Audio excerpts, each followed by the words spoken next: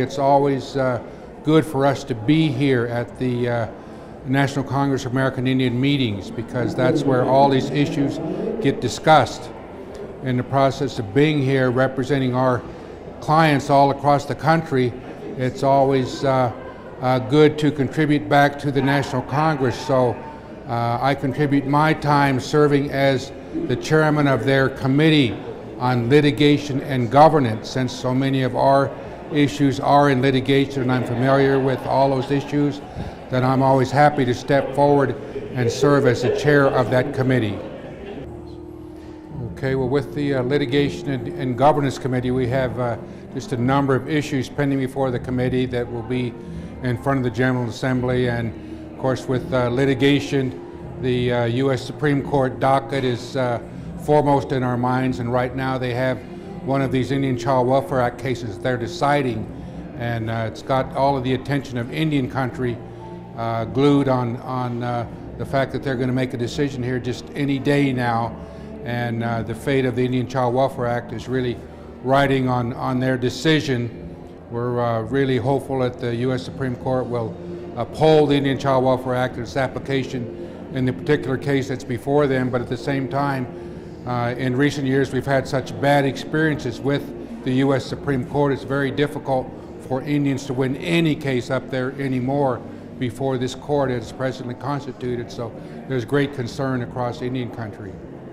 On the tribal government side, the sequestration, the budget issues are of extreme concern and importance, and we're dealing with several resolutions relating to the sequestration and its impact on tribal governments, and then going forward into fiscal year 2014 and beyond, what's going to happen to the Indian budgets, because this affects so many important tribal government programs that we're really devastated if those proposals go through, so we're doing what we can to head them off. Well, the National Congress of American Indians is involved with the Native American Rights Fund as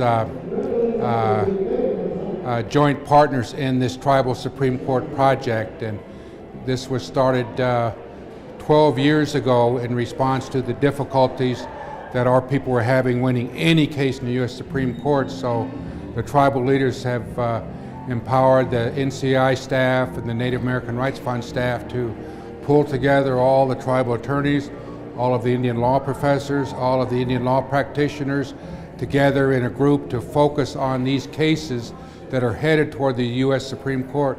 So we all put our heads together and figure out the best way to write the legal briefs on these issues in ways that these more conservative justices will understand, to help formulate the arguments in those cases, and to put together the friend of the court briefs that bring in all the various elements and arguments that the court should understand before they decide these cases. And it's really a national strategy to deal with these very critical issues we have pending before the U.S. Supreme Court.